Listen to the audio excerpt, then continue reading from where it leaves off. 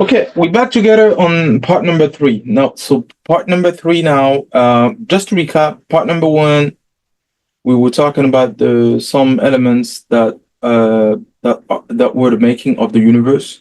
You know, the Big Bang, the relationship with the Higgs field and the Higgs boson. Now, part two, we're talking about the DNA and similarities for the different living organism in the in on Earth ecosystem. Not all of them, of course, millions of species, but at least some of them. Yes, I dropped the glasses because I got a little bit tired with the glasses. So so now part three, and this is what I wanted to share with you. Humans being strangely unique. Fingerprints, reproductive capabilities, brain being wired for higher perspectives. So, and what are features that are making us really different? But are we that different from one another? That's also an excellent question. And I will talk about the brain being wired for higher perspectives. I will explain what it means in a few seconds. So, first of all, let's have a look at what makes us unique. And why do we believe that we are fundamentally unique? Are we really unique?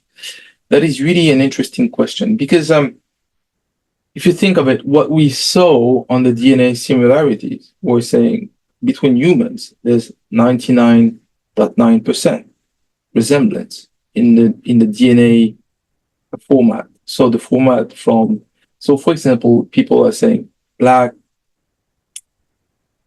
there's differences between races on Earth. You might imagine that people from different regions will have different DNA, but in reality, that's not the case. So, for example, if we want to create some hierarchy regarding, races, there's no proof to base that. There's no element of proof to base that. So this is why, the DNA perspective tells us more about who we are fundamentally, and are we part of a grander design? Once again, it's always the question that we were addressing at the very beginning. Are we part of the grander design with the higher level of intelligence? Okay. So, and I will put my conclusion at the end. My conclusion will be much more, orally than video based or content based. Nonetheless, I will provide my conclusion at the end. So with part number three, as we said, this is about the what makes us unique. Can we say that we are fundamentally unique as human beings? You, me, and others. Are you fundamentally different from your brother or sister or your father and mother? So let's have a look at this, right? So let me do that and see how we can arrange that quickly. Okay. You see my screen? Sometimes I'm doing that, separately, but now you can see I'm doing that on the fly, right? Okay, so now what DNA can tell you about you.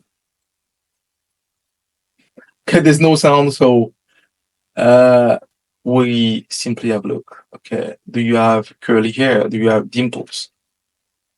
Do you have freckles? Blue eyes, brown eyes, black eyes? You know, can you taste bitter? Can you have a resistance to acid component? For example, people that drink lemon, sometimes they don't feel really comfortable with this. Or bitterness. I love bitterness. I actually love pomelos. If you have pomelos, you have the balance between bitterness and sweetness, which I personally love. And some other people, like my kids, they don't, they hate that, but I do love it. Are you left-handed, right-handed? Do you cross over left or right? This is fascinating, right? And finally, can you digest lactose? So all these elements are actually trying to define who can you be. you know, and this is actually encoded in the DNA. But fundamentally, if you think of it, how does it make us different? Does it represent 50% of the DNA? No, you already have the answer, because on the previous video about the DNA similarities, we could see that from a human being to another human being, you only have 0.1% difference. That will make you unique compared to your neighbor, right? So in such a case, let's have a last look at this. That's that's just to remind you of this once again, but not something new, because we covered that before. So how much DNA do you have in common with your best friend, your neighbor?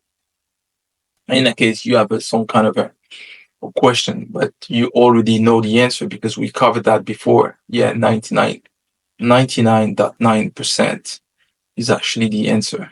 Yeah, exactly. That's who we are as human beings. We're not different from one another. We share this fantastic blue planet. We all have something in common. Now, if you look at this, can this be part of render design? So fundamentally, if I want to copy and paste every single one of us, and we want to make sure that we have a template in order to execute something on industrial scale, with billions of individuals, with I will talk about this in part number 4, but throughout the time of Earth, throughout throughout the time of human civilization, over ages, how much of us did we have on the planet? Then we all had 99.9% in common, all of us, and only 0.1% difference. In reality, we're all brothers and sisters. Absolutely. But the question remains, how much difference do we have? What makes us unique? And I'm going to come to that in a second. And as you can see, difference can be done in different ways. There's so many features that we can highlight about the human characteristics that will make us unique.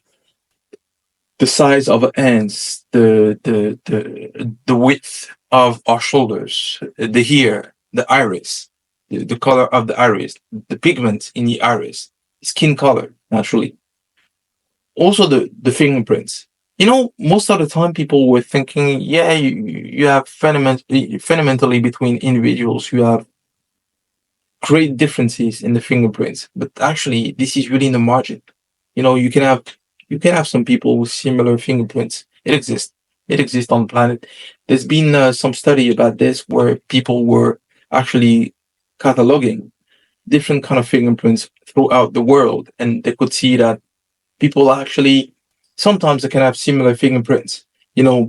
Not being necessarily in the same continent, but people can have the same fingerprints, and even sometimes you can even have. I heard about something about this. There was the possibility that even men from a race from with another person, a woman from a different race, would have, you know, not similar fingerprint, but close by fingerprints, really close by, and it's actually not necessarily unique. So this is why when you see the evolution of technology, I'm in the telecommunication industry, so naturally when you see the different ways to ensure that the person is the person that she claims to be, then in that case you have different ways to authenticate who they are. Through irises, the face, the feature of the bone cheek and everything, the hands, all these elements, the voice as well, makes us, we have different characteristics that will make us unique or similar on some level. And this is what I want to say once again. Is it random, or is it part of a grander design, an intelligent design? And every single time, I'm adding to the pile, just not to push that into your head, but to push you to ask yourself some questions about who we are. Where do we come from? And not necessarily to tell you Muslim, Christian, Jews, doesn't matter. You need to appreciate that. It doesn't matter. What is important is your perspective about who we really are. And as human beings, we all have a role to play, you know. So that's what I wanted to share on part three. Part four is gonna be a little bit different, a little bit more, you know, intuitive, and a little bit more, like back in the ages. We're gonna go back to the beginning of civilization on Earth. What made us humans unique, and to try to answer on some level, where do we come from? Where do we really come from? And this part will be about human souls. Human souls. It's quite a subject. I will not try to answer it, but I will try to question your own understanding about what is a soul. So see you in part four.